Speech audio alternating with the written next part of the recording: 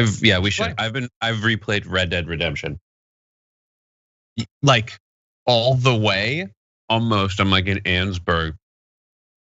We're in the cave. We're in the caves with like the Murphy's Brood. Oh, so you're already past the island. Yeah. Oh my God. So you've played like what, 40 hours? It's been a couple weeks, John. Not a proud couple weeks. So you're the only one allowed in the office. I am alone, and it's very cold. And there's only one more thing needed for it to feel like a post-apocalyptic thing where I've like come upon this place while fleeing zombies. I went to make coffee, and there was no milk left. But in one of the cabinets, there were like tons of boxes of creamers. And the first box of creamers I took out, I checked it for the date because the last time I did it, it came out like white peanut butter. So I checked the date and it had expired in June of this year. So I threw that one away. And then I dug deeper into the cabinet for some reason, believing that those would be more recent. Like, well, that happens at the supermarket because they're stocked from the back. That's true. But the one I pulled out next had expired in March of 2019. And I just want a damn Twinkie. No one was alive back then. Oh my God. And so I'm just drinking just coffee like an animal. I put an I had in, coffee, which I never do. Yeah. Okay. I have the busiest day of my life today. Why? Are you doing the main show? Is it my fault?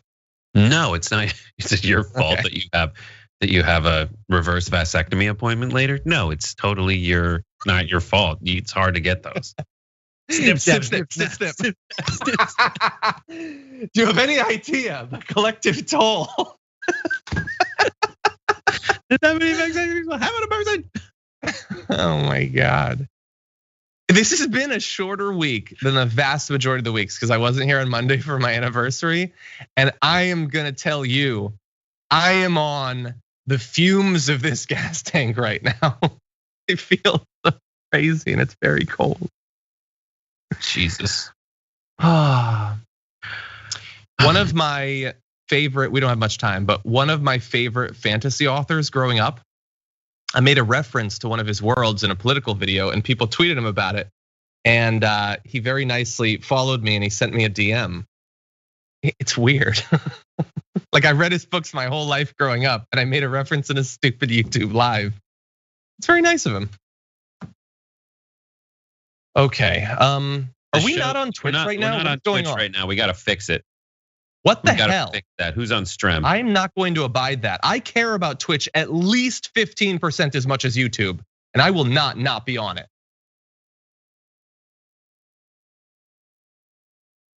We gotta fix what it's on.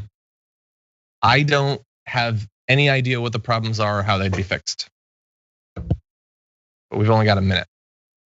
Edwin says Twitch. There it is. Now it's on. No. You know what? No, it's too late. No, I don't even want it to work at this point. You guys don't have to run ad. The ad bot's running. Okay. What does that mean? If an ad comes up, does that mean they just miss whatever we said during that period? Yep. That's unless they're a subscriber. Terrible. Well, we can either do it that way, or we can do it where we make ads happen. But this way's easier. Well, I don't want that either. Subs get it. Okay. Well, damned if you do, damned if you don't sub. It's more like damned if you don't. I don't know. You're damned either. But generally, every time somebody uses that formula, John, 3 seconds. Damn, no matter what. Here comes you can everything. just say that.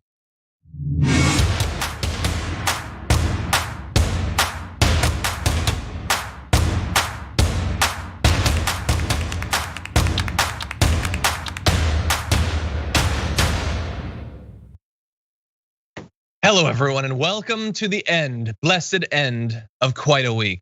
Brett Erlich, host of the Happy Half Hour and Comment Room and Game Night and a whole bunch of other stuff. Twitch King, how you doing? It's interesting I totally lost focus because it says Bad Rongo has resubscribed. Oh man, I was so scared we were gonna miss my Dragon Squad anniversary. Because we started streaming on time. Don't freak out about it. It happened on Twitch.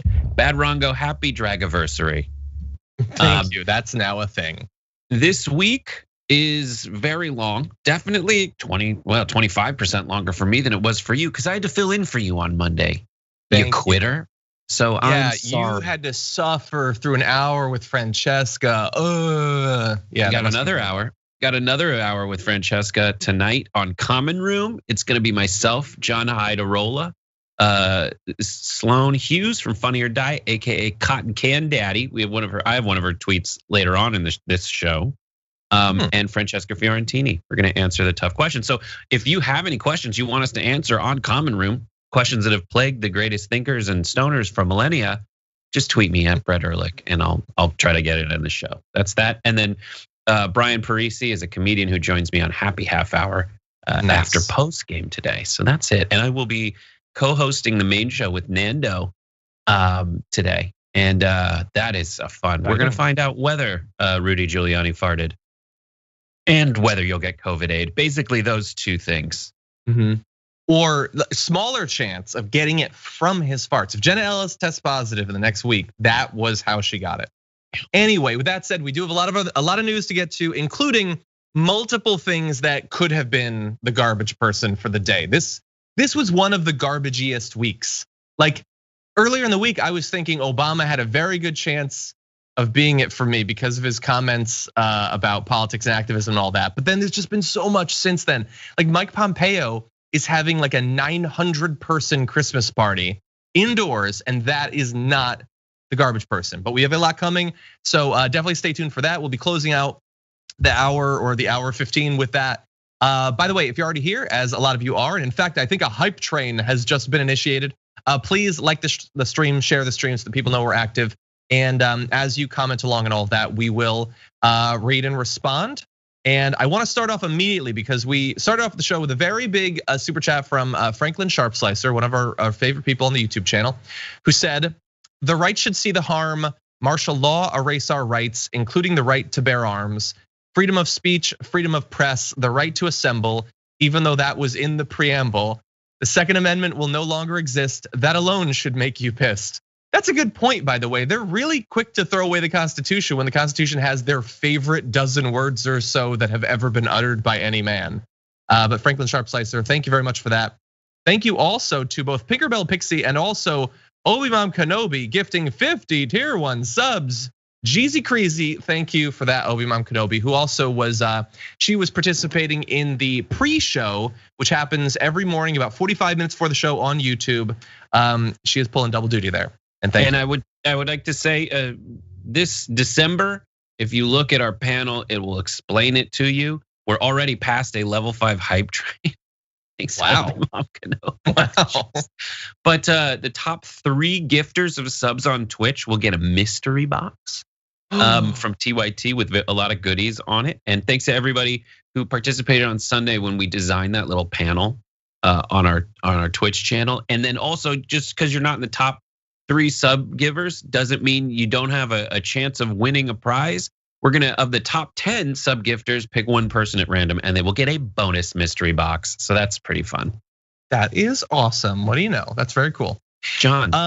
John. Oh, and by the way, John, where'd your jacket go?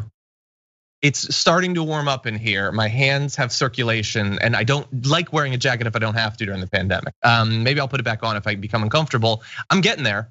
By the way, I also wanted to say, the massive light is making me uncomfortable. It just Skip. How are we doing with the exposure on this shot with John in a white t-shirt? Thank you. Good God. Don't wear white t-shirts on shows, everyone. So the way it works, by the way, shot out. The way it works, if you wanted to know, is when I take off my jacket, he shames me. I've been on shows where he takes off his shirt. Causing some exposure issues, let me just say.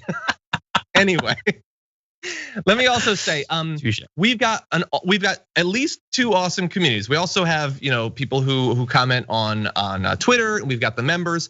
We have usually the streams are watched on Twitch and on YouTube. Great communities on both sides in different ways. For a very long time, Twitch community has gotten a lot of advantages built into the format.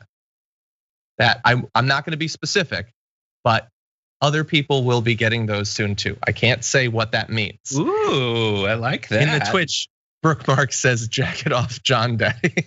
Jack it off, John. Jack it off, John. I'm not Jim Jordan, okay?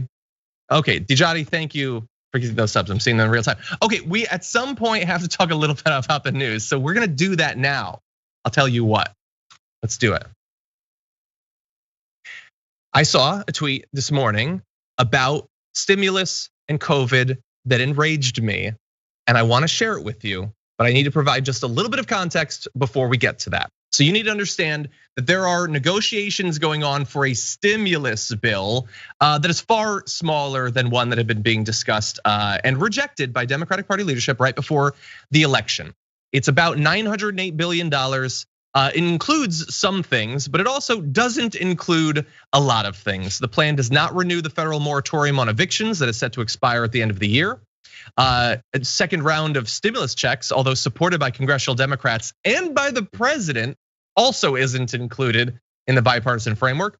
Democrats push for hazard pay, which would give bonuses to essential workers and healthcare professionals who put their lives in danger during the pandemic, was also excluded from the plan. But that's not all.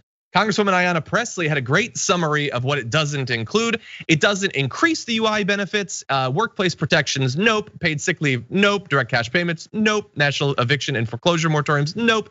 Rental assistance, nope. It does some stuff, sure, but far less than is needed, far less than has been included in past bills that were turned down, whether by Republicans or by Democrats. Now that you know that, you get to see the tweet that I woke up to. Asked, this is from Jeff Stein of the Washington Post, asked why she is on board with an apparently smaller coronavirus package, Speaker Nancy Pelosi cites the game changer of vaccine development and Biden's election. Quote, "That's okay now because we have a new president, a president who recognizes we need to depend on science. And it is lucky that I can't project a wave of psionic energy that just destroys the buildings around me because I want to shatter the earth when I read that insanity." What is that tweet? We don't need much stimulus because there's a vaccine and because we have a new, which by the way, we don't even have a new president yet. In like 2 months, we'll have a new president who will then be able to begin to spool up some sort of response. She is saying, yeah, it doesn't matter if it's not good now. Who cares? We got a vaccine coming. So here's what's it's very right. The worst part about it is in the actual video when she's asked that, she tries to say she gets really mad at a reporter who is like, she's like, "What? No. You missed it earlier when I said we have a president with the Biggle Baggle Better plan." She could not say Build Back Better. The Biggle Baggle Better. So the experience I had of this news by watching that video was all you had, plus the utter frustration of her not being able to actually say the words "Build Back Better." Yeah, look, I didn't see the video. That does sound worse. From a timeline perspective too, like it seems like April is when people will actually, as a larger portion of the population, will have access to this vaccine. There are months and months and months till then. And especially in this time when every day already feels like a year. You can do the math. They say like by April, and this was based on probably numbers when it was around 200 and something thousand or getting close to it, that the fatality numbers will double. We have a situation where, according to Yelp numbers as of like 3 weeks ago, 60% of all the closures from restaurants and everything else that's reviewed on Yelp that were temporary have become permanent. Yeah. So people need this help, and they need specific kinds of help, and this help will help a little bit, but it's not the kind of help that Ayanna Pressley points out that will actually benefit individuals. Yeah. And that's what's ultra frustrating. Exactly, and we're gonna go through a few different forms of that, but it also, like, if you suspected, whether as a centrist or leftist critic of Pelosi or as a right winger, and they've been saying that COVID was being super politicized, not by the right, of course, they think it was just by the Dems to hurt Trump and all of that in advance of the election. Kind of a little bit of evidence that Nancy Pelosi at least was thinking about it through that lens and now thinks everything's different because in 2 months we're gonna have Biden. In 2 months, if we're lucky, healthcare workers will have the vaccine and some older Americans will have the vaccine. And you and I won't have the vaccine.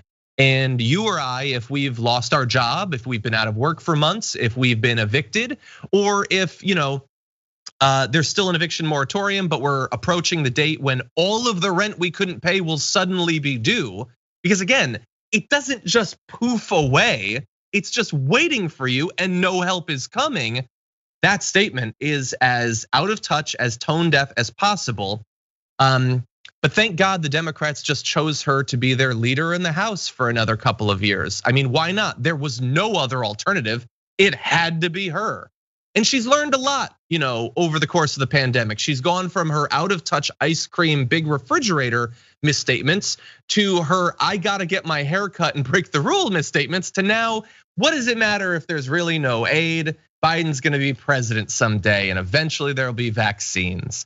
But in the meantime, if I could really fast, in the meantime, let's bring up this chart that shows the percentage of Americans based in different states that are going hungry right now. That's as we enter the winter. Well, they'll also have to pay for increased heating costs and things like that. And also, barring a new stimulus bill or an executive action to extend eviction protections. And by the way, as we said, the one that's being debated right now doesn't have those. More than 6 million households face potential eviction just next month. But you know what? Biden's gonna be president, so how bad could it possibly be? So can we please go back to that map? And this is something that's so crazy and worth pointing out. The red on maps is typically the hot zone where it's really bad. And things like grays and blues are supposed to be like, this is not so bad. The white light temporary, what seems like a neutral color, is 1 in 10 people not having enough to eat. Yeah, that's a good point. That's a mellow number. 1/10 of the American population in Missouri can't eat. 1 in 10 people. Get 10 people in a room, you're still under COVID numbers. You can have that assembly. One of them doesn't eat. And that represents children, like families, not enough food. And that ripples out the more of the infrastructure that ends up employing and transitively feeding America. You're letting it just die. More and more of it dies. In addition to the humans who are actually dying, parts of the economy are being allowed to die because some places are doing what it takes to slow the spread of the virus and the consequences of a virus to a reasonable amount given the circumstances, but they're not giving the people what they need to survive it economically. And that's frustrating. That's worse than frustrating. Yeah, well, thankfully at least they are considering a 6 month to a year reprieve from COVID-related lawsuits for corporations. So we do have that. And I'm fine with a negotiation within reason to say, listen, there is a certain amount of risk that is unavoidable, but no one having that in certain situations, but no one having that argument on behalf of the, immunity from litigation is doing so in good faith. That's the front. Like, no one. Do you have any faith that like McConnell, when he's like, I gotta hold out for these liability lawsuits, is like, because I do want to keep people clothed and fed, and jobs have to happen. No one. He's not saying that. He's saying, I just have these people gave me a bunch of money to keep everything stopped from happening, and I'm not gonna let it happen. And that's it. That's who he represents. He's fine. I think you said it on the TYT. He like took this gamble to how long can I go doing nothing and have no consequences? And he took that risk and it totally paid forward. And then what I was gonna say earlier is Nancy Pelosi's whole framing of this is, okay, we got a new president. And because of that, and Biden himself has endorsed this problem solvers caucus, maybe it's him as the driving force saying, I'm bipartisan guy. Here's a bipartisan group with a bipartisan deal. And he is essentially monolith that group to say this is the future of people making laws in America. That group is Mitt Romney, Mark Warner, Susan Collins, Lisa Murkowski, like that group of people who are the ones who are playing like the most politics in Maine and Utah. Like that is not the center of America. And Collinses are all like, I'm gonna do all these things that are great for companies and not people. And my centrism is over whether I'll be loud while loudly angry while voting to approve certain terrible things on a social basis. But let's just look forward with Pelosi. In the future, you have a new president, sure, but you don't have a new Senate. And you have a weaker majority in the House than you ever had, than you had in 2018. So in what way do you think the future is going to be brighter? Do you think that McConnell is going to suddenly say, well, yeah, now it's time, go ahead and we'll do that $1.8 billion number, which isn't even Pelosi's number. That $1.8 billion or $1 trillion was Trump's highest offer. Yeah, and McConnell still hasn't signed off. Being honest, but what the $900 million is a compromise between Trump's highest offer and zero. It's not a compromise between Pelosi's offer and McConnell's offer. It is a compromise between. It is right there in the middle of Trump's highest offer and zero. That is not. And the last thing is McConnell's only going to bring that number down because he hasn't signed off on it yet. Yeah, I mean, some of the numbers that he was throwing around in the past few months were significantly smaller. A quarter of what's being discussed right now would include even less. And I really do wonder, like when she talks about the fact that like the vaccine's coming, and like I've heard other people talk that way. We criticized Geraldo Rivera and others on Fox who say we were gonna have a dark winter, but now we've got the vaccine. And I wonder, like, is it just helpful to be able to pretend that things are gonna be good, but they do understand what the actual timeline for the rollout is gonna be? Or do they actually not know? Do they think, oh no, you're gonna be able to roll into Walgreens next week and get that shot? Like, do they really think that? Or are they just deceiving us? Like implying that the Speaker of the House couldn't know that the timeline like for the rollout of the vaccine seems crazy, I guess. But they're really out of touch. And when it comes to technical stuff, they've made massive mistakes before in talking about the internet and everything. I don't know. It sucks either way. I guess it doesn't necessarily fundamentally matter how they're wrong, but they're 100% wrong. And I do wonder why. Well, and this is a question I think really crystallizes it is, dear Nancy Pelosi, since the CARES Act, what's the difference from a results perspective between what you've done and you doing nothing? What's the difference between Nancy Pelosi pushing for a $2 billion stimulus and not getting it, and her doing nothing? Because now it isn't her group that is the problem solvers caucus. That's a Senate group. What's the difference between what she did and nothing? And I can't come up with an answer to that. The only thing, which probably isn't even her idea, is now they're gonna try to put that $900 billion into the omnibus spending bill so that it can pass by a 50 vote majority and that it can have a chance of actually happening because the other side of that blade is shutting down the government. But I don't even know if that's her idea. And is that the kind of stuff they talk about when they say she's a master legislator putting stuff into a spending bill to avoid the filibuster? Everybody knows that. She, before the election, with a bigger majority, she turned down a bigger bill that she says we need the assistance. Like it would be better to have the bigger bill. Then she loses seats, but overall we win the election.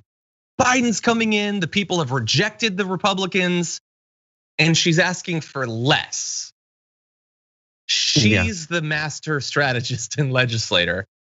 I guess maybe it's a chapter in The Art of War that I missed. I don't know, but it's weird. And for her to be the leader with that sort of strategy, when like you're coming in with, if mandates exist, you've now got it, and you're asking for half what you were asking for before you got the mandate. Right, because yeah. Anyway. I mean, I guess not. It doesn't even make sense because what you just described, Mitch McConnell was never on board with anyway. So her advocating, she didn't even fully advocate for it in any way that affected reality. She wasn't on the brink of letting Trump get a big win by acquiescing to these demands for a COVID stimulus bill ahead of the election. It was never an option. McConnell always dragged his feet. Now all we have is Pelosi's weak. Trump is doing stuff that's way worse from a news coverage perspective in these crazy lawsuits and shutting down democracy. In the meantime, people don't have any money to get by, and Pelosi's the only one we look at going like, "What were you doing?" Yeah. Okay, we got tons of other news we got to get to, so I just want to read a few comments before we move on. Sarge Tech sent in a super chat saying the Orange Dragoon is almost gone. He is the whiniest, petulant child president ever. He made our country the laughingstock of the world. 100%. Matt Heater asks a very good question. How many clones of Rudy Giuliani do you two think you could fight off before eventually becoming overwhelmed? That would be a good common room to conversation. We're talking no weapon. I think I think I could solo fight off 3. I mean, he's still like he's a dense, packed person. Like he still exists. He'd be weak, but 3 or 4 bodies. Like I think 3. No, you ask him. All you do is you ask him if you can get his microphone back, and he lays down on his back. And like a turtle, he can't get up. So that's how you neutralize him. So I guess with that strategy, hundreds, if not thousands. Hundreds. But if you do start to grapple with him, don't touch his head because it'll slip right off. All that liquid flowing around. Anyway, okay. Really fast. Let's see. F. Harvey says, much love from France. John and Brett. Looks like democracy is becoming more and more of a concept rather than a thing. Sticking together with my progressive fam worldwide. Also, can't wait for Common Room and Happy Half Hour. Thank you. Chris Nesbitt says, I don't know how you guys can always deal with the direst of subjects and somehow make me feel better. What strange alchemy is this? Thanks, John and Brett. Thank you. I appreciate that. Always hope that we can help. Let's see. Crazy Hawaiian gifted a tier 1 sub. Thank you for that. Siren 114 gifted 5. Thank you, Siren. Occam's Taser, that's a good name, says Brett has the best Mitch impression, hands down. Probably true. And let's see, artist Mini Morpho says, I need this bromance so bad today. You guys are a ship I hope always sails. Thank you for that. That's very nice of you. And with that, let's jump into this. At various points, we cover the crazy things that Tucker Carlson says on his show. And we always remind you that his show is not like ours, where we're just speaking off the cuff, and sometimes you find yourself in analogies and metaphors that you don't necessarily intend. Everything that he says is carefully scripted. So when he says something insane, that is part of the plan. And I want to show you a clip. It's a short clip where he appears to be advocating on behalf of COVID and, in a larger sense, death itself. Take a look.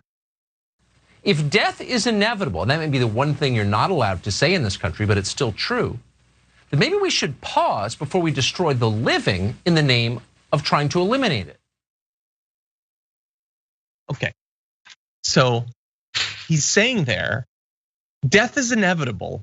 So why he says destroy the lives, but he means inconvenience. He doesn't want Starbucks to be shut down or bars or whatever. He wants gyms to be open. These are inconveniences that he's been advocating against for months. He says, why inconvenience the living to stop people from dying?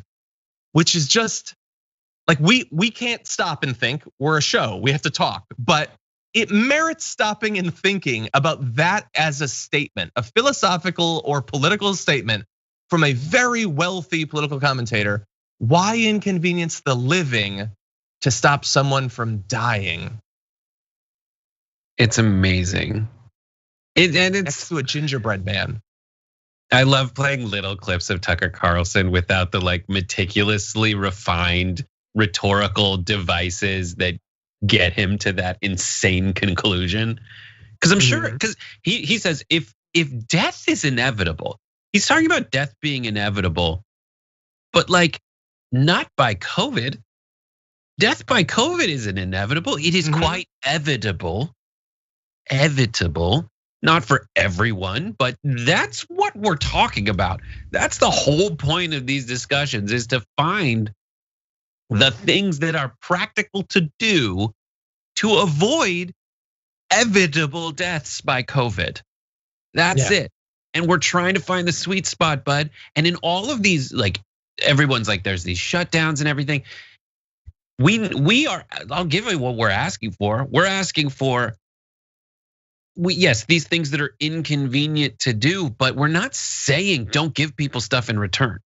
We are saying, yes, we should shut down certain parts of our daily life to avoid dying by COVID, and in exchange, pass a stimulus bill that offsets those costs for the people that those actions would cripple financially.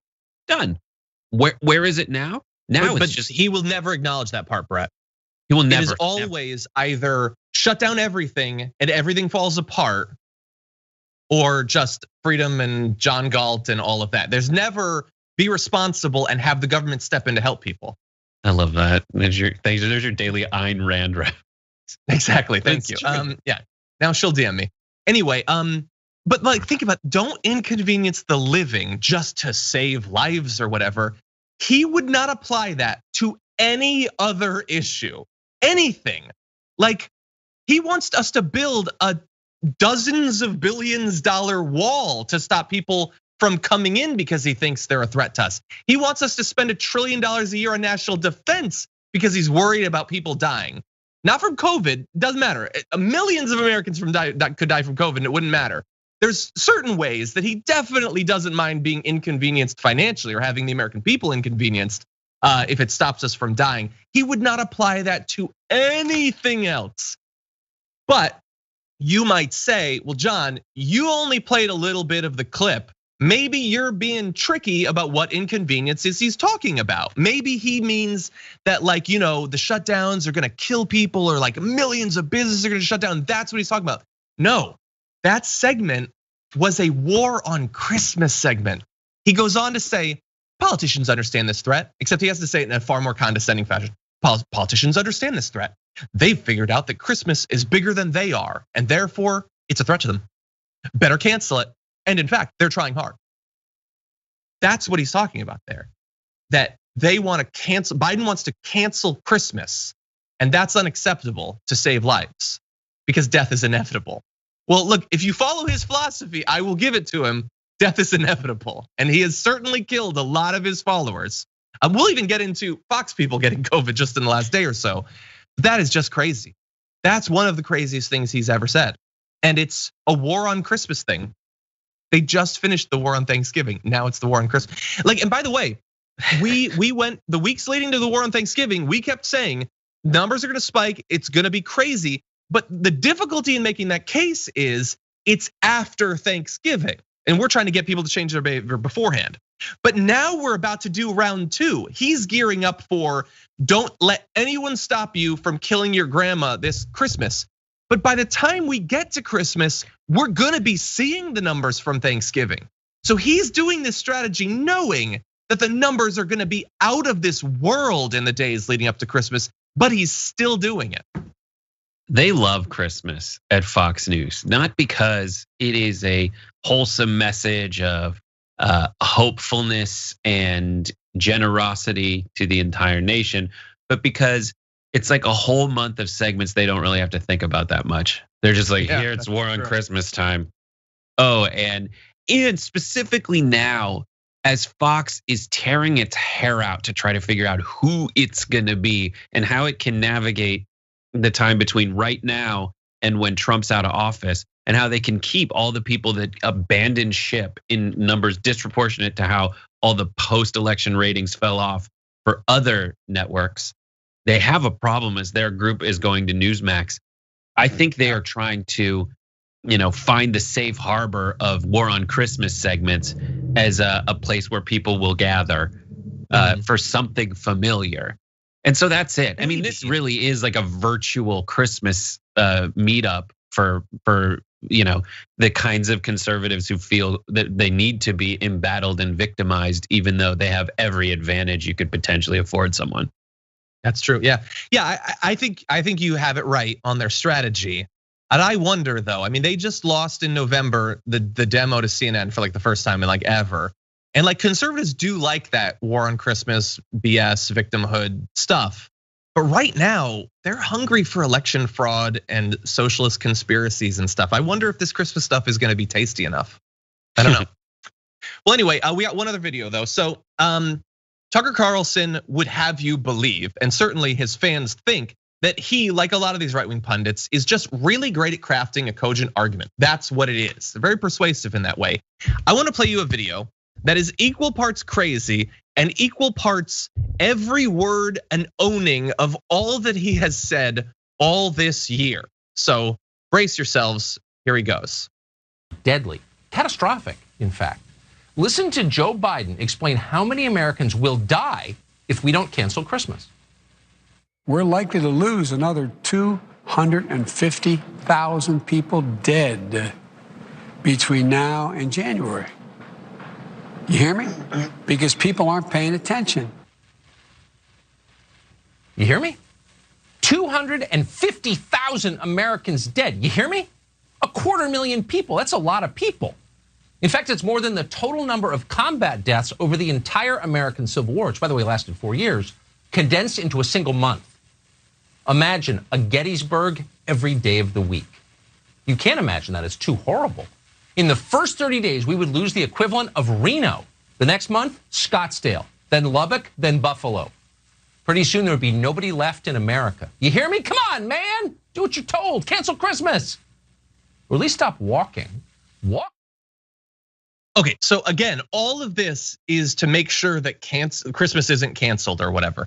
Now look, Biden, I don't know if he's misspeaking. I personally don't think there's gonna be 250,000 deaths just in December alone, but we are definitely facing the possibility of hundreds of thousands of additional deaths. But that's not the part that I'm really interested in here. To attack Biden and to make Biden or whoever wants lockdowns or masks or not going to visit your family, to make them seem crazy, he is stressing that the numbers of potential dead they're talking about are apocalyptic. He's totally lying about the stakes. He says that like in one day Buffalo would die. Buffalo has only 256,000 people, so I don't understand that. But he's saying that's such a crazy amount of people, it would be the end of the world. So what are you talking about? But at the same time, that is how many people have already died, and he doesn't give a damn about it. So when it suits his purposes, he'll pretend that's crazy, that amount of people. It could never happen. It has already happened, and you have been encouraging it every step of the way. And the number is so perfect. The 250 to the 250 basically that are officially reported dead. It's so perfect that I have to wonder, does he know that but thinks his audience won't put two and two together? Or did he actually miss how totally he is owning his own response to coronavirus throughout 2020? When you say own, as in like the equivalent of own the libs and not like take no, I mean like responsibility demonstrate how fundamentally false and wrong he's been. Yes, he doesn't care about that. It is also if you're looking at those numbers, yes, I'm sure Biden misspoke. I heard of the doubling of the fatalities by, I don't know if it's by the end of the year or by like April, I forget, but there is a huge number that it will always be a huge number, a much huger number than all of the times they have lamented the deaths of people in tragedies that they blame Democrats for, like 4 Benghazis. I mean, 4 people in Benghazi, like those are all tragedies, but they completely, their eyes glaze over and they deny the fact that 250,000 is much, much bigger than 4. And when you're dealing with people like that, what is your recourse? Where do you go to try to shake people out of the insane stupor that they're in where these sound like good ideas to them. It's so weird. I do want to say another thing, like the double orgasm that they're giving themselves is they're calling it cancel Christmas. They called it a war on Christmas, but now they have the concept of cancel culture, which cancel culture, listen, we can talk about cancel culture as a way, if your priority in a discussion of cancel culture is to make sure that punishments fit crimes, fine, 100%. That's what Bill Burr did when he went on SNL, and that's what Dave Chappelle does when he does his appraisals of cancel culture. And they're also comedians, like they're having that discussion. But too often people like Tucker have, and this is pretty much every time, people like Tucker say cancel culture as a way to get out of arguments they're losing. Yes. They're just, 100%. Cancel, I'm getting canceled. And now it's unfair. Now it's unfair and we need to move on. They're trying to cancel you. No one's trying to cancel Christmas. They're saying you can still have Christmas. And no one's trying to cancel religiousness. You can still have religiousness. And even in your Bible, it says where 3 or more are gathered in my name. That's still under the 10-person maximum. Yeah. So you can have, and that's the thing, is now they are actually anti-Jesus, because Jesus said, either in the Bible or Jesus Christ Superstar the musical, my temple should be a house of prayer, but you have made it a den of thieves. A lot of them are crying out in agony that they can't go to mega churches to give their money to people who spend it on jets. Like, no, that was the Bible. Religiousness is in you. Your relationship with God, your relationship with your family is as important as you make it, and every time people talk about the triumph of the spirit of Christmas, it's finding ways to overcome the boundaries between people based on adversity that exists in the universe, in your country, in times in history. Like every movie or book or story that they cherish the most, the ones that actually speak to the true feeling and spirit of Christmas, are finding ways to bridge the gaps that are imposed by things like coronavirus throughout history. You should do that. That will give you the spiritual awakening that you look for. And take it from me, a Jew like Jesus. Thank you for that.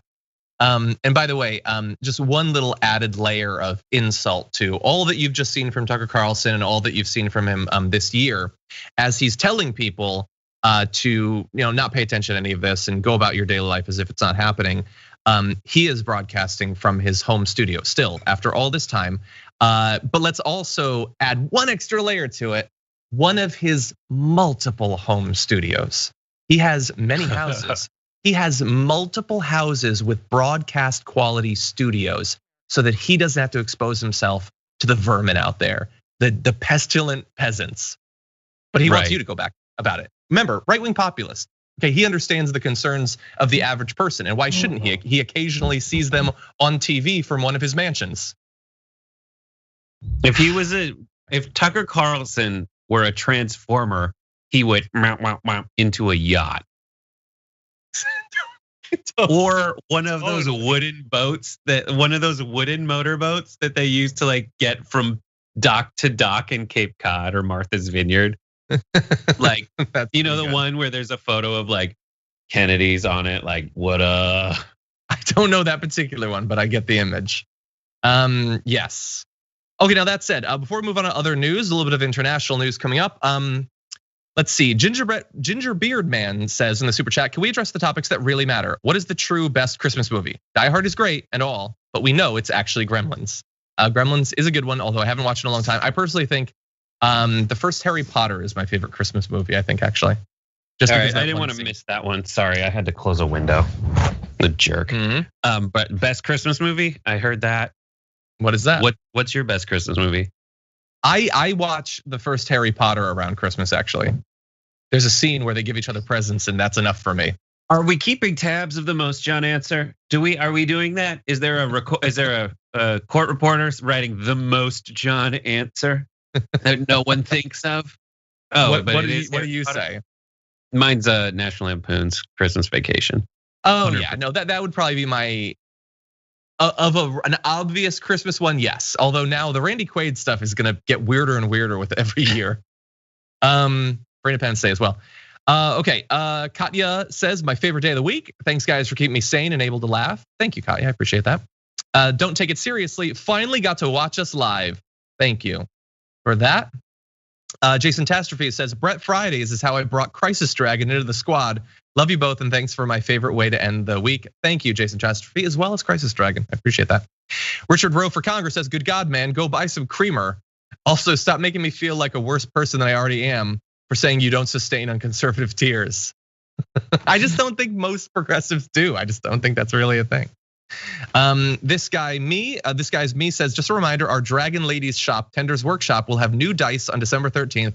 In addition, I'm hereby claiming Demi-Dragon for myself. Thank you for the heads up. Very cool dice there. That said, let's take a look at the Twitch. Bart left a comment saying, Brett, I think that Jesus' comment is in The Last Temptation of Christ regarding the 10-person minimum. The Last Temptation of Christ is one of the best holiday season movies. And now are we keeping tabs of the most Bart answer? Bart is a guy. Here's a great Bart. This is one of the things I love about Bart is he's like, Heaven's Gate's a great movie. Heaven's Gate is the movie that was the height of the 1970s where like, you're a director, you have a vision, here's all the money in the world. And he made like Cimino made like a 7-hour Western no one saw and it bankrupted an entire studio. And that's why we now have like crappy blockbusters nonstop because they're cheap, they're expensive but reliable. And that's just a Bart like, yeah, I will say I love that movie that fundamentally tanked the entire film industry. Yeah. Bart wants to make cinema great again. Imam Kenobi says, everyone knows that you pay bills with science, John. Sheesh. Talking about Pelosi. Exactly. You don't need to worry about your rent. You're gonna have a vaccine someday. Anyway, Princess Bride is the best Christmas movie. That I don't know. Lord of the Rings. I recently watched a couple of The Hobbits over the Thanksgiving break, actually. I do enjoy those. They're not as good as Lord of the Rings, but they are pretty good. Anyway, by the way, I found out something. This is a bit of random trivia for a Friday. Do you know who apparently turned down the role of Gandalf in The Lord of the Rings? I don't. I can't imagine. Sean Connery. I like Sean Connery in movies, but that would not have been right. Like Ian McKellen was perfect. He's like, when it comes to fantasy films, and allegories, I totally nailed it with Zardoz. There's nothing else I can do after that. Me in a G-string and 2 bandoliers. Can't really do better. That's my favorite thing about, there's many favorite things about Sean Connery. My other favorite is, one of them is that he doesn't do accents, but his own. He's like, no, I will be a Russian with a thick Scottish brogue. There's a bit of Ewan McGregor there, but that is a good Sean Connery there. Ewan McGregor is more, he's like, oh yeah, that's my Ewan McGregor, but I am the last one. That's my favorite. That's good. Oh, hello, I'm a sexy dragon. Yeah, he was a dragon. Sean Connery was the dragon in Dragonaut. Oh, hello. I remember. How could I forget? There's a really pervy scene when he emerges from a lake and sees like sheep he wants to eat, and he's like, hello there. Oh yeah, I'm gonna eat some. We've got to move on. Do we have 20 more minutes just for my Sean Connery expression? I think we might. Okay, now with that, let's turn to something arguably as important as who played Gandalf, and that is the biggest protests in human history. Okay. As we are recording this, we are more than a week into what is being called the largest protests ever. This massive general strike, 250 million Indians have taken to the streets nationwide over the last week to protest agricultural deregulation and other neoliberal policies of Prime Minister Modi's right-wing Hindu nationalist government. I want to show you a little bit of what it looks like because it's not just massive protests, it's also pretty big strike back against the protests, as you'll see.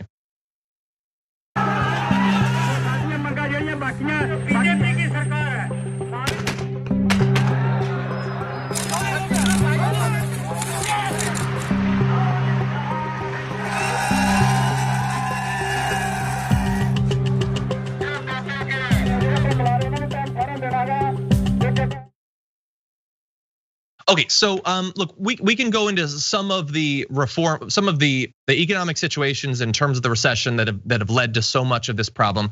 In general, understand that a very large percentage of the entire population of that country is involved in farming in one capacity or another, but it is a much smaller, like with every passing year, a smaller percentage of India's GDP. And there are lots of concerns that not only will these economic issues continue, but in addition, some of the state support in terms of minimum market prices that the Indian government pays for these crops could eventually be taken away, throwing like fuel on the fire of the economic issues that so many millions of people are already experiencing. But really fast, just acknowledge how massive this is. This is a strike almost the size of the United States population that has been going on for more than a week. It is massive. Yeah, it's difficult to wrap your mind around the sheer volume of humans out there who are saying, listen, if you make these changes, there's no way we can survive. And that sheer number of people is absolutely terrifying. And I don't know, these images are just overwhelming. Yeah, it's amazing. And every time I see something like this, I just think like, how would our stimulus conversation be different if we had a general strike on this level? Unfortunately, it's not going to happen. Anyway, I do want to focus on India. I'm going to think of the US, but already, as you saw in that video, they've been attacked by both police and security forces with things ranging from water cannons to chemical agents, batons, and other weapons. Farmers are being barred from entering the capital. However, hundreds of thousands of them have massed at the entry points to the city, where many of them have built these growing encampments. The negotiations between some of the groups representing the protests are set to resume talks with the government this weekend. Officials have said they will not give in and repeal some of the current laws that are being protested against, but they could compromise on one of the farmers' demands, that is enshrining minimum prices for some crops, what I was referencing before, into law. In the meantime, in the run-up to those the negotiations being resumed, protests have spread beyond New Delhi. Farmers marched and waved banners in the southern states of Kerala and Karnataka, and in the northeastern state of Assam. Sugarcane farmers in Uttar Pradesh, who would be less affected by the farm overhaul, set up a protest camp in solidarity, clogging a central artery on the state's border with Delhi. But in addition, in some embassies in countries around the world, protests have also sprung up around them as well, in solidarity with so many that are fighting against these policies in India. It is amazing. And it's also amazing that, considering the size already, that the government is basically implying like we're not really going to give in at this point. That's something, considering the size and the willingness thus far for these protests to continue. I wonder in the long term whether they'll be able to actually hold out against that. I mean, it just touches too many different segments of society, too many people. We'll see. Yep. And they do have like an actual list of demands. Like there's an actual couple things is like yes. The electoral process, the ability to get together a bunch of people for the same cause in India is very difficult. From what I've read of the situation, overcoming a lot of very understandable. There's over 1 billion people. There are a lot of literacy issues where, like this symbol, crazy things like the symbol for your party is very important, because that's really all people go by sometimes when they, in a bigger number than in America in terms of illiteracy, being able to like identify which party you're going for. So there's like a lot, it is even more impressive when you think of how they're able to orchestrate this given their constraints. But they do have like a list of demands. So this isn't just a lot of people saying, yeah, hey, can we get more respect? That's what's about general strikes. You're like wondering, what do you mean if it's a general strike? But they want things like, there's a specific amount of payment that they want for each taxpaying family. When you look at it, it's like $100. Exactly. It's $100. Like, yeah, and specific reforms to the pension plan and all of that. Yeah, so the way that the protest is being talked about by Modi, by representatives of his government, even in responses to things like Trudeau talked about it a little bit and has been like attacked by all these different representatives of the Indian government, as this is all misinformation. This massive protest is being driven by the fact that they don't really know what's going on, and there are people who are just like getting them like all worked up about nothing. But no, as you say, and look, Al Jazeera's got great write-ups about the protests, The Guardian as well. Common Dreams has a good write-up of some of the demands. You can see that it's very specific stuff about reforming pension plans, like the minimum prices guarantees, a number of things like that. What we are effectively seeing, and it's maybe easier to identify as an outsider to that country, these massive protest movements are always going to be purposefully misconstrued, misrepresented. And we're seeing that right now with this one in the same way that we have with things like Occupy Wall Street, BLM protests this year and things like that. Now, with that said, let's move on to very different news on a far smaller scale, but it annoyed me. So we are going to talk about it just a little bit. Representative Alexandria Ocasio-Cortez is doing some fundraising. And the way that she's doing that is by selling merchandise with slogans that leftists care about. Things like tax the rich, the Green New Deal, things like that. That is enough by itself to infuriate Fox News. So here's the 5 talking about this. Example of the Democrats being out of touch. Congresswoman Alexandria Ocasio-Cortez, Comrade Cortez, is selling anti-rich sweatshirts on her official website that many people cannot afford. A Tax the Rich hoodie comes with a price tag of $58. And right now it's sold out. And then there's this Green New Deal hoodie, which will run you a cool $65. Comrade Cortez is defending the price of her merchandise, saying they're made in the USA. So Greg, is she an America First capitalist now? And are you on back order for one of them? I can't believe how xenophobic she is, that she thinks that it's a selling point, that it's made in the USA. She's obviously racist. And who knew a communist could be so capitalistic? She's actually selling slogans that go against the very things she's doing. Okay. The turtleneck was a bad call. Just gonna say it. He looks like a tiny little goblin head floating in the air. I'm just gonna say it. But anyway, that entire segment, I don't watch the 5. Maybe that is what they've been like for a long time. But it feels like they're feeling the pressure from OAN and Newsmax with that Comrade Cortez. That guy was almost in charge of the VA, the Comrade Cortez guy that you just saw there. How amazing, how amazing. It's one of those where do you start things. Well, I have one thing. So look, here's the thing. The segment that they're doing is ha ha ha. She's acting like she's not the socialist communist caricature we've made her out to be, and that's funny.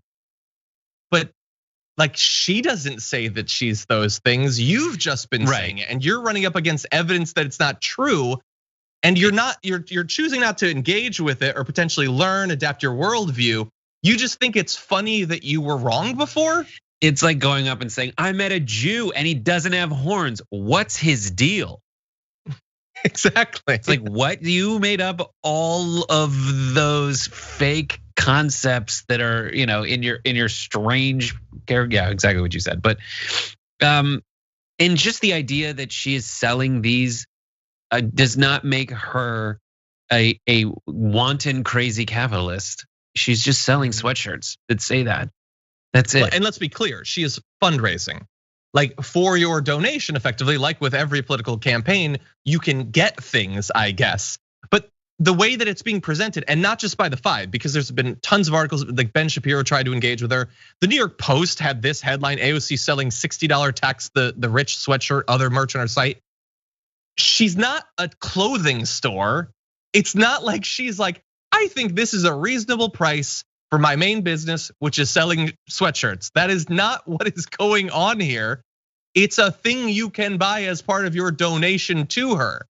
And they don't have a problem with that. First of all, sweatshirts are kind of expensive. I don't know how much Trump sweatshirts are, but I'm imagining a lot based on the fact that at one point he was selling straws for $12 each. They didn't have a problem with that. They don't even really fundamentally have a problem with this, except to point out that it doesn't match up with the way they've been presenting her, but they think that is an owning of her rather than them. Right. Anyway. Yeah. It's crazy. She has responded just on your before you move on to her response, like on that point of Trump, he has raised $170 million according to the Washington Post off of his grift to say that there was election fraud. Now it's over 200 $200 million And that's $30 million since like 3 days ago. Off of his grift, trying to convince people that there was voter fraud. That is a grift. That is someone who's saying, I'm here to protect democracy when he is only there to protect himself. And he is raising it from people. That's the trick of the Fox News audience or whatever news state that they're trying to create. Whereas like Democrats or people on the left try to go get a bunch of folks to vote to get Congress and to pass like actual populist legislation that helps a lot of people. Fox's job is to trick you into thinking they're for all those populist laws and initiatives when really they just want you to be mad enough at people who would actually fight for those things that you vilify them and turn against them. But really, the Fox and Trump are not for you. They're for themselves. That's the only reason they exist. They're the hypocrites, man. Yeah. So I'm looking right now. His Keep America Great hoodie is $55, which is cheaper. But bear in mind, you can also buy a set of 4 Trump Pence solo cups for $20. But even still, like we're not. Yes, great. The prices are high on stuff. Cool.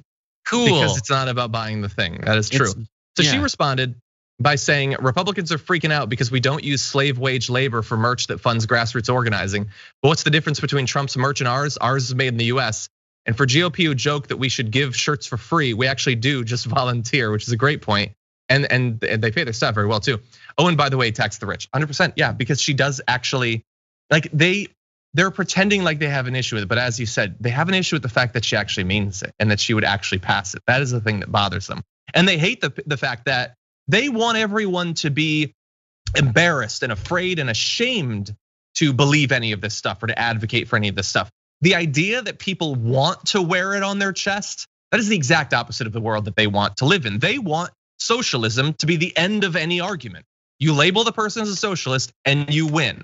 It's kind of scary to them that people are kind of in favor of that. And by the way, it totally just lines up. It wasn't intentionally, but I am actually wearing merch from that store right now. A shirt that was designed to respond to their AOC +3 burn or whatever. I like it, not bad. Wasn't $65 either.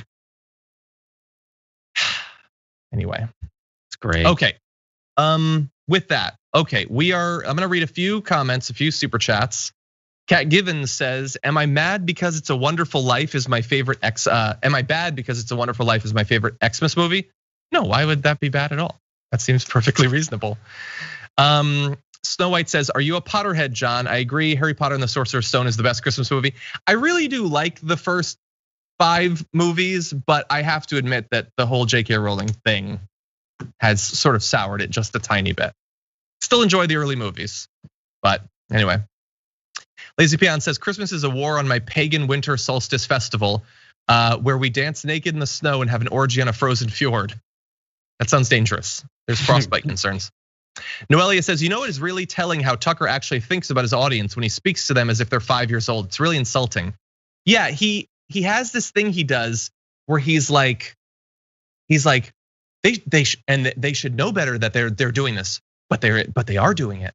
They don't know better. Like he ends arguments in that way that it really does sound like he's talking to a dog or to a child, but about stuff that they wouldn't be interested in. It's very condescending. I can't wait until they make a Fox News channel for grown-ups. That would be awesome. A lot of it's cool. Like, hey, everything's scary. They're just telling you ghost stories the whole day. Oh, watch out. There's a socialist ghost out there coming to get you. Nice. Stupid.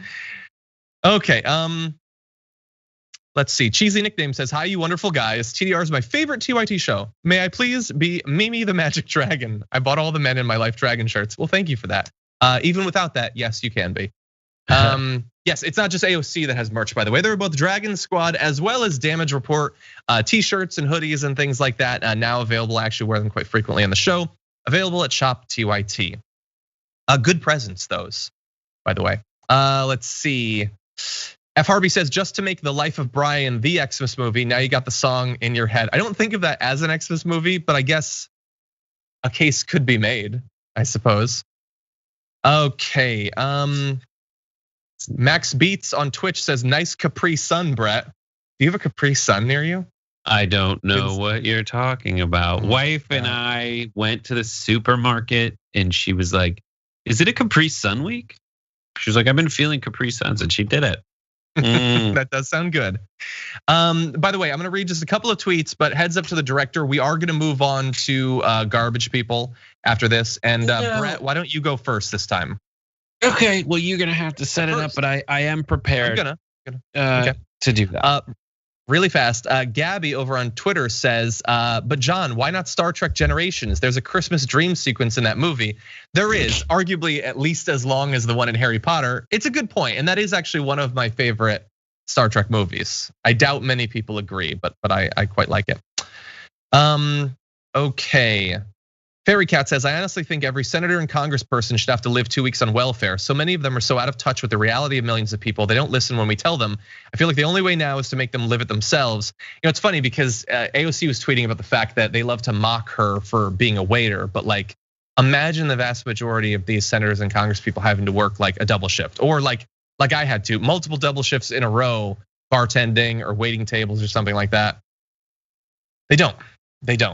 I would, man, if I was in charge of what the legal requirements would be to serve as like a congressperson or a senator, I imagine Brett and I would very much disagree on some of what I would require of them in terms of income, ability to engage in stock trades and things like that.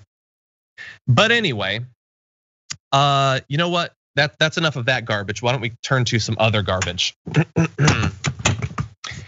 It is the end of the week, and so it's time to take out the trash.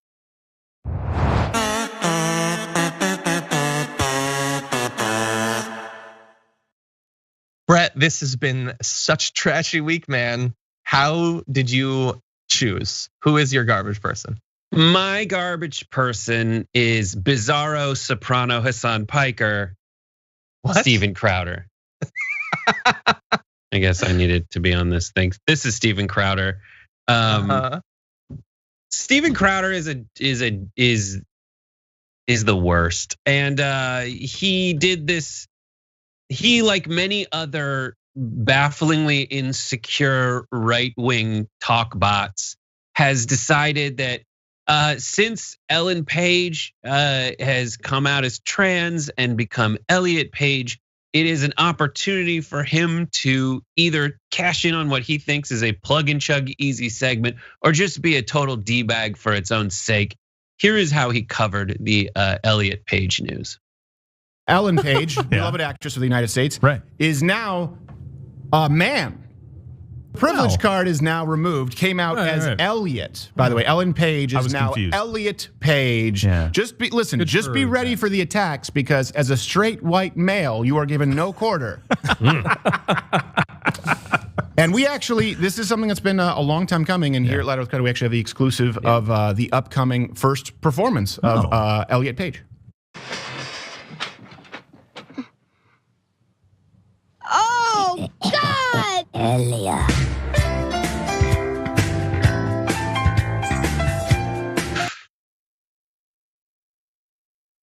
None of it made sense. Part of it makes me so happy, because you know that like there is an attraction. You know that they get a little aroused by it, and they hate that about themselves. Also, just like a side note, Steven Crowder, are you wearing a gun holster? Like a 1920s, a 1920s like private eye. United States is now a man. Definitely, he is alone in a basement with his friends, and he lives a life of such fear that he has to be armed at all times. That was one of the saddest things that I've ever seen. I understand that right wingers hate and fear and are suspicious of transgender individuals, and so they like the idea of laughing about it. But like, are they laughing when they see that? Was that like Steven Crowder telling those jokes and getting that like polite laughter from his friends, from his That's best such a sad friends. Distance. From his like best they didn't think friends. it was funny. They don't think he's funny. But that's all he has. It's so sad. That is the saddest way to live. I have a friend who he doesn't have a sense of humor. I'm not going to say his name, but he doesn't have a sense of humor, but he thinks being mean is funny. Does that make sense? Yeah, like, I get that. I'll just say the meanest thing I can think about, and that's funny because reasons. But there's a difference in that laugh. Like there's a laugh when you see something and you're like it's an involuntary action, but it's like this shout laugh, like a it's like it doesn't pass the Turing test of like, well, that's not an actual laugh. That's not a sense of humor. You're not a person anymore. But even like, I get it. He throws in these jokes, at least to his credit, he sometimes like in that video, we cut out the part where there was like a mistake and he called out the mistake in a way that was funny. He does have a sense of humor. But in this situation, it doesn't even make sense. Like Elliot is the boy and ET has a woman's wig on. Like, so it's just a phone it in crappy. It's not the joke yet. You're not at even the joke based on what you think the joke is. But yeah, I will say I don't actually. I never see his stuff and I don't care. I almost don't even blame him either for doing the stuff he does or for it being so bad. The doing, like, he doesn't, like, this is a weird thing to say, I guess. He doesn't even really exist as a human being. He is just a product of a need in the market. There are sort of base, fearful, hateful right-wingers that want to watch videos. And so the universe manifests someone like Steven Crowder to make videos for them. Like, I doubt he even cares about this stuff. And then why is it bad? Because it doesn't have to be good. It's the same thing as Charlie Kirk. Why did Charlie Kirk's tweets suck so much? Because he still gets 20,000 retweets without them being good. Why would he put work into it if he can get the retweets anyway? It's the same thing for Steven Crowder. I'm sure there's probably thousands or tens of thousands of right-wingers that will think that half joke was funny. And so why would he ever work? Why would he ever improve at it? There's no reason to, there's no financial incentive. Couple of things. First, I do want to show this tweet from our guest on Happy Half Hour, Sloan, tonight. It's this one that says, I believe it's, imagine somehow managing to be this bad at transphobia. That's funny. But that's it. It is bad. So that's one point. You're right. You picked up on it. He's bad at it. It's not. And even Ben Shapiro, who's supposed to be the smart one. Did you play that on the show this week? His response? We did it on the Young Turks on Wednesday. Yeah, so on the Young Turks, you did that, and he just gets it wrong. I also hate the ones who are like, "Oh, you're queer. That means you're gay." And it's like, no, the answer to that rhetorical question. You ask it like it's a rhetorical question, but there's an answer to it. Like, you just aren't. If it bothers you so much that this thing doesn't make sense, this thing that incidentally doesn't affect you in any way, why not just look up the answer? Like that is. Yeah. And when Steven Crowder does it, he's like, now you're a straight white man. It's like, no, the reason to say queer is you're not born cisgender and like there's answers to all that. It is an umbrella term for things that is actually what you're talking about. Like that is it. And obviously Elliot Page is not gonna get away from all this stuff. And I know that was just a joke, he'll say, but Elliot's not gonna get away from this stuff. That's the reason they use queer is because of answers like that one that you have, where it's like, it doesn't fit into my completely narrow-minded, anti-freedom view of how people should be. Exactly, they should conform, exactly. But yeah, go ahead. Yeah, the Ben Shapiro thing, like I think I was talking, I don't remember who I was talking to about this, but it's like, I think part of the reason they're so obsessed with like the process of coming to grips with who you are and then coming out against all these attacks is that they are as in a prison as any human is in terms of identity. They've come up with all these rules that in their universe puts them at the top. That's why they're willing to do it. And the idea that someone would go against that to be true to themselves, like, they don't understand it fundamentally, and they're also, I think, probably pretty jealous of it. This is an individual that sits amongst friends wearing a gun. Why? Because that's a genuine thing about him? No, it's a role he has to play. It's another one of these BS things that he has to try to project as a form of strength because they don't fundamentally understand strength. I don't know, I hate to even engage with this for this long. It is such a waste of time because these aren't fundamentally honest people. They don't care about anything that they're saying. He doesn't care about Elliot. He didn't care about Ellen. He said beloved actress. He didn't care about Elliot before Elliot was Elliot. Like, it's just, the whole thing is just so fake and it's just so obviously driven by money. Like, comedy theoretically makes you money. That's why some people do comedy, but it also is supposed to be about something. It is actually art. And what you're seeing right there isn't. It's just, I'm gonna get some money if I do this. I'll make the joke. It's sort of required. I don't care. I'm not curious. I'm just gonna do it. Yeah, the question I have for you is, if he was good, would he be as popular? You say that they don't have to be good. Yeah, I don't know. If they did, I think if they did put thought into it, they wouldn't be in that category anymore. Well, who is the most comedically skilled conservative comedian that you can think of? I mean, he wasn't conservative at the time, but like someone that I bought the books of was like Dennis Miller back in the day because I liked obscure references. But I will say that people like Gutfeld. Like I talked to a comedian who knows Gutfeld and was like, okay, so two answers. One, someone who talked to Gutfeld and was like, Trump is a nightmare. Like, I don't like this guy, and he's fun to hang out with, but he is a nightmare and should not run the country. And changed every bit of that tune and won't say it in front of the cameras for obvious grift affiliated reasons. But at least I think there's as opposed to like Waters who thinks he's the funny guy. Like, Gutfeld is a comedian. There's a comedian in there going like, listen, I'm on stage. I'm gonna do what I need to do on stage. Like, there's an honesty in that flavor of dishonesty, right? But Crowder doesn't have that. None of them have it. And I think there are comedians that are out there that are skilled who appeal to total D-bags on the right, who can tell jokes and do tell jokes. But those comedians who are the most skilled hit a wall with those people and are like, whoa, I'm definitely not going to that extent. There's a guy named Sam Morril who was on Happy Half Hour once.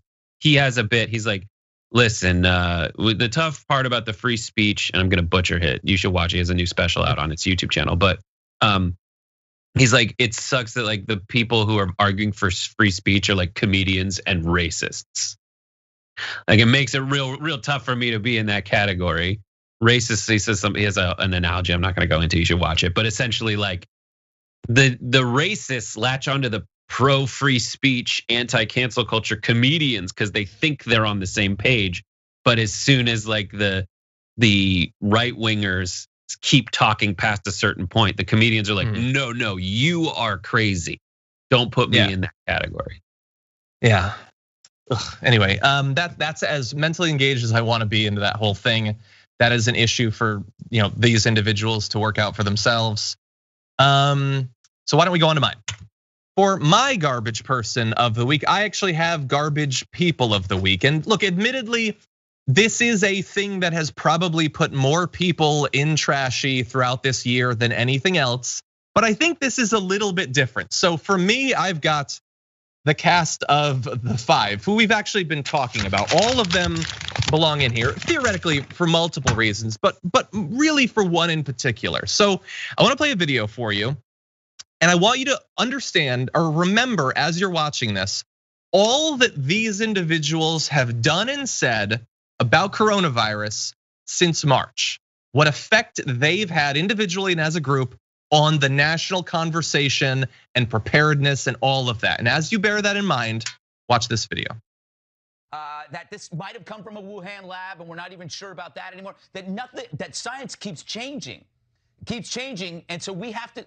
At a certain point, we have to start living our lives or we're going to lose our livelihoods. Yeah, Jesse, it's a great point. It feels like the more we have worn masks and the more we have locked things down across the country, it continues to rage. We're at the highest hospitalization rate we've seen right now. So it does raise this very basic question about how much we know about this virus and whether or not all these measures actually work.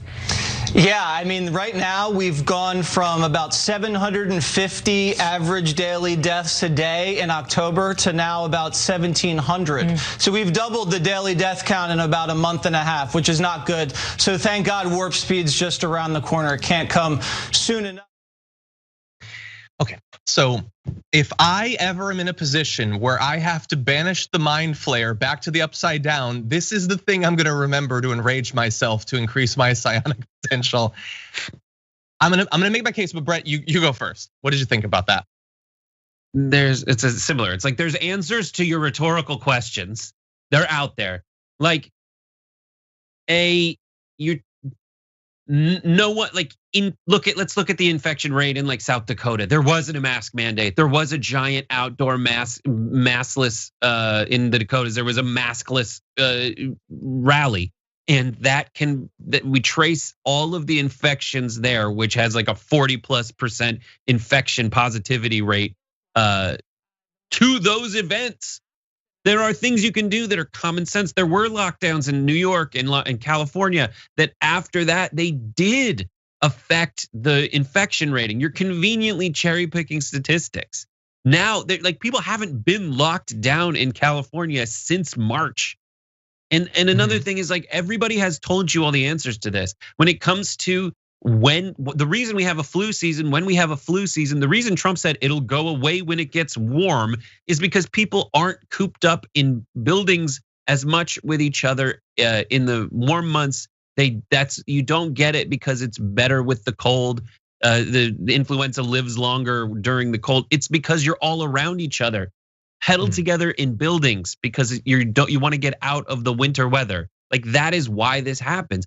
And as these things follow the paths we absolutely said they would follow, it is true that you cut down the infection rates when you do wear masks and you follow these guidelines. And that's all we want to do. And then he gives us the false option of whether we are going to cut it, whether we get to live our lives or we die financially. We have proposals that will bridge that gap where we will give people some kind of financial support to get them through these things because our argument makes sense. You just know what your conclusion is that you want, and you're fudging everything and willfully staying ignorant of facts along the way to get you there. Yeah, look, everything that you just said is right, and you're 100% right that they're cherry picking. I mean, or to come to the conclusions they've come to, you would have to believe that they're cherry picking. But that's not fundamentally my issue with it. My issue with it is a fundamental rewriting of what has happened this year, and it much more in particular, because after all, it's not the country that's in the can, it's them, their influence on all of it. They're saying, okay, cases are going up, so obviously all of the protective measures didn't matter, and they would have you believe that means because we had national lockdowns for a year and everybody did social distancing and everybody was wearing masks and it didn't work, so we don't need those things. But that's not what we had. And much more particularly, that's not what you asked for, literally at all. You have spent the entire year undermining every one of those things that you in this segment are still undermining. You've been telling people that masks aren't necessary, that they don't need to socially distance, that they should go to Thanksgiving, that in the future they should go to Christmas, that lockdowns are tyrannical, that none of it is necessary. Okay, have we had some of those things? Sure, some people still, despite your efforts, wear a mask. Some people still don't gather, despite what you would have them do. Lots of politicians didn't do rallies, even though you love Trump's maskless rallies. Lots of people aren't doing big parties, even though you were totally a fan of the big parties of the White House. Some of that did exist, but everywhere that you could get your grubby little claws on it, and that all the politicians you worship could get their grubby little claws on it, they have worked to undermine, destroy, or eliminate all of those protections. And so things are going up, but they're not going up because some people wore masks. They're going up because not nearly enough people did. And that is something that you work to make happen literally every day. And we've got the receipts. We've been covering it every goddamn week on this show. The Five and Sean Hannity and Laura Ingraham and Tucker Carlson, who he wasn't in that video clip, but last night had this chyron: if lockdowns work, why haven't they so far? And Parker Malloy, friend of the show, says if seatbelts work, why do people still die in car accidents? Which is a good point, but I would go further. That quote only really works if you bear in mind that the person saying that stupid thing has been advocating for people to not wear seatbelts every single day. And that is what they're doing. Media Matters has done some numbers. The public health measures have been undermined in over 1,000 Fox segments since just September 1st. Not even the whole year. And they've been doing more and more of it as the numbers have been going up, as you're seeing in that chart. But it's the protective measures that are leading to people getting sick, by the way. Notably, last night, supposedly, Juan Williams tested positive for coronavirus. And the 5 is gonna now tape remotely. But why? Remote, like social distancing, that clearly doesn't protect people. So why don't you keep doing the show with Juan Williams all crammed in there in one room? Like from the very beginning, they've been showing that they don't believe the things that they're saying, and they're demonstrating it right after that video that we just showed you. Tucker Carlson, who says, if lockdowns work, why haven't they so far, is saying that from a remote location because he doesn't want to get coronavirus and die.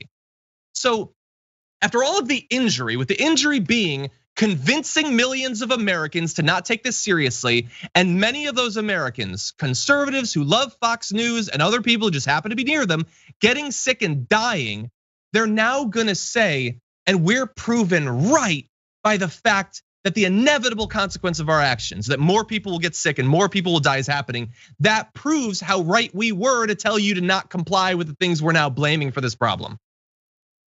So it's just madness. Yes, John, it is madness. You finally discovered that they're full of madness. They've, like I said this about the South Dakota governor, who even as the numbers like spiked to literally making it the hot zone of hot zones around the world, they have found a loophole in murder. Like murder's illegal usually. Indirect murder theoretically could be illegal. They found a way to say things and do things that get people killed, and they will never get in trouble for it, and they're still doing it every single day, getting paid millions of dollars to kill people, and there's nothing we can do to stop it because they have found a loophole, a flawless loophole. It really is a loophole. That's a great way to do it. It's like this weird version of like choke sex. Like they are as selfish. They like, oh, I get off on like the threat of death, and some people accidentally kill themselves doing it. Like, oh, I'm gonna go out there. I know there's a risk, but it's all BS, and this is just, I'm just pretending that I'm putting myself near death. And then they go get the disease, and then they die. And then the choke sex version is like that they're just choking these people out, being like, isn't this great? Oh, it's just us simulating how dangerous it might be. But like in the meantime, it's the accidental case with hundreds of thousands of Americans where, oh God, they actually did die. We were just playing. That's what it's like to me. The 5 is gonna spend the next couple of weeks telling people that no matter how much coronavirus there is in your area, and the percentage rates or testing rates are going up, that you should still all gather together. And they will be saying that remotely distanced from each other because one of them got coronavirus and they don't want to get it. And that is insulting, but it will work. And people will get sick and people will die. And as we've gone through so many case studies, it is not just gonna be the people who do this, who listen to this and who believe the 5. It's gonna be other people as well. Like the people who go to these parties, then go elsewhere and infect people and kill people who didn't break the rules in that way. We'll be talking on the main show today, or on the Young Turks today, we'll be talking about Pompeo and his 900 person. And then we also have, and his 900 person holiday party. And then we will also have a video of Kayleigh McEnany saying why, like trying to own the libs with the dumbest statement possible as to why she's having Christmas parties. Oh my God, I haven't seen that. I'm gonna have to watch it. So good. Finally, so we had Steven Crowder and we had the 5, but we also have your pick. So 19,000 of you went and voted this week to choose the Damage Report Community Garbage Person of the Week. And in 5th place at 3% of the vote, we have Ben Shapiro for being triggered by an Xmas rom-com. That was pretty funny. In 4th, we have David Perdue for profiting off of COVID at 6%. Really? That's 4th? I think that's pretty bad. In 3rd, we have Rudy's election fraud witnesses for subverting democracy at 14%. Although honestly, that woman was just a delight. She was a drunken delight. In 2nd, we have Joe DiGenova for calling for the execution of Chris Krebs at 22%. But at number one, at 54% of the vote, majority there, Congress for not passing COVID relief. Look, that honestly is the vast majority of Congress, because some of them might be more willing to do it, but I want to lump a little bit of Nancy Pelosi and her strategy on COVID relief into that. Just amazing. Anyway, I just like to point out the guy with the Italian last name mispronounces the Italian last name. What is the last name? DeGenova. Yeah, I guess that's true. I've never been to Italy, actually, and considering the world probably never will be. But anyway, thank you everybody who voted. Appreciate that. And Brett, thank you to you. I know you've got a packed day. I'm going to be participating in the tail end of it on Common Room tonight, actually. It'll be awesome. So yes, we have the Young Turks at 3 p.m. It'll be me and Nando, and plus post game. Then after that, happy half hour with comedian Brian Parisi. And then at 6 p.m. Pacific, 9 p.m. Eastern, we'll have the Common Room with myself, John Iadarola, Francesca Fiorentini, and Sloan Hughes from Funny or Die. Check it out. Awesome. Sounds good. Brett, as always, thank you so much. Thank you. And I just want to read a few more comments before we close things out. Let's see. Yves Pierre-Louis Jr. says, George Carlin was one of the best comedians. He was very good. I mean, I definitely would not call him right wing. I'm sure there's some things, but no, but yeah, no, he was good. And I was lucky enough to actually once see him in person before he passed. Tara C says, F Fox, I don't even call them news, BS propaganda. They have just as much ownership as Trump. It's interesting. I wish we could know for sure. Yeah, I would say that they're probably at least half responsible for the social movement to get and pass COVID. Because sure, Trump is the president, but I feel like they made him much worse in this area. Like I think they did the hydroxychloroquine thing. I think he probably would have been fine with masks if it hadn't been for Fox. I think that he really did feed off of them in this. Alan Dumont says the largest general strike in the world history is an important story, and 2IT hasn't mentioned it. I don't know if this one was before we did, but we just talked about it on the show today. I do agree it's an incredibly important story, and I wanted to get more coverage. Sean Flynn says the right, no, don't teach them about sex. It's inappropriate. Also the right talks about Elliot Page's genitals and sex life for 45 minutes, 100%. And as we talked about on the Young Turks on Wednesday, like Ben Shapiro was having to sort of do homeschooled sex ed for himself in real time on his show, like Wikipediaing things, rather than like just teach your kids about this stuff so that they don't end up like Ben Shapiro and they don't, they're not fundamentally suspicious of the difference between sex and gender. They're not like horrified at the prospect of female genital lubrication. Like, don't produce those broken men. It's not necessary. Let's see, 00111111 says, I hereby proclaim that henceforth the title of Digital Mystery Dragon shall be mine because the binary of my name translates to a question mark. Love you guys, everyone at 2IT for fighting for weirdos like me. Thank you for that, and it's yours. Ford Oak says, got my Dragon Squad hoodie at last. Anyone know a good charity in India helping with food and infrastructure for the farmers? That is a good question. I actually, off the top of my head, I do not. But if somebody does, please share it in the chat, whether on YouTube or on Twitch. And enjoy the hoodie. I very much enjoy mine, although mine is now covered in dog hair and like everything else in my wardrobe. Tails says, on garbage day, I finally have a personal garbage person, the guy at Starbucks who tried to hit on me, and I informed him I'm gay. His only response he could muster was I was too fat for him anyway. Wow. That's his way of saving his ego? He did that while working? Man, okay, well, I apologize that you had to go through that. That's terrible. DJ Shadow Umbreon says that 3K deaths a day December will have about 90K deaths total. That is possible. We'll have to see what the next few days go by. It's certainly not going to be 250,000. It's possible that he meant by January of the following year. I'm not sure. But Brian says we're back over 2,500 daily deaths, and we are likely yet to see Thanksgiving spikes is infuriating. 100%.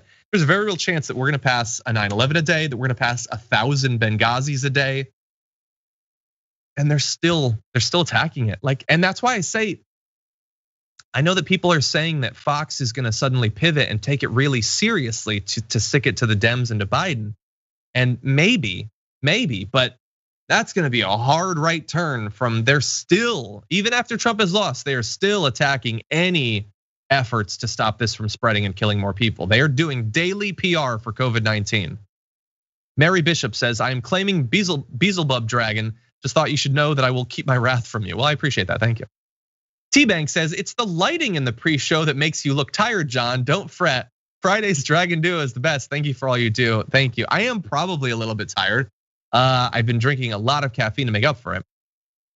Anyway, Bernie the Kiwi Bird says, favorite Christmas flick is The Snowman. We're walking in the air. Last year, I saw Last Christmas starring Emilia Clarke. I enjoyed it more than Star Wars Episode 9, and I'm a Star Wars fan. Thank God for Mando. I watched Last Christmas starring Emilia Clarke as well, and I thought it was fine. I like both her and what's the name of the actor? Henry Golding? He was really good. Anyway, I look forward to seeing him in more things. Okay, let's see. Obi-Wan Kenobi over on Twitch says, I can't imagine how difficult it is to come out as transgender when you're such a public figure. Mad respect for Elliot, and that Crowder a-hole can F right off. Man, I almost swore twice there. Thank you, Obi-Wan Kenobi, for almost getting me in trouble, but I do agree with your point. Totally, 100%. Okay, Adarisk on Twitch says, I remember watching The Life of Brian around the holidays while my grandma was visiting years ago. She was like, are they making fun of religion? We were like, no, grandma. They totally are. Good movie, I might have to watch that again. Let's see, Carson Rodkey over on Twitter at #TDR Live says, Iron Man 3 is the best Christmas movie. I don't remember the Christmas part of that. I might have to rewatch that. Dragonborn on TDR Live says, Krampus adding Tucker Carlson to the top of his list. Here's your Xmas cheer. I think it's a Krampus movie, Jesus. Thank you for everybody who's been tweeting as well. Oh, by the way, I know that a lot of you, if you're watching right now, you're watching the live stream. You might not listen to TDR as a podcast, but I do want to remind you that the Damage Report is available as a podcast literally everywhere. And by the way, if you do listen to the podcast, if you're right now listening to the podcast, or if you have in the past, or you plan to in the future, you know what you can do? You can rate and review the podcast on iTunes, which is very important for making sure that more people see it. We love our community, and we also love for it to grow. So if you'd like to give it a 5-star rating, if you'd like to leave a written review, I do occasionally check those, and they tend to be very nice. They boost my spirits, which is important in such a terrible year. So thank you to everybody who already has. And if you have a couple of minutes, if you're on iTunes or Apple Podcasts, I think it's called now, please leave that rating and review. I would really appreciate that. With that, thank you to everybody who joined us throughout the week. Big things planned for the next week, including specials coming up. One to drive turnout in those Georgia runoffs. So we've got that and more coming up, as well as our Turks and Jerks of the year, which is gonna be a lot of fun. With that, enjoy your weekend. Stay safe out there, stay sane out there, and I'll see you soon.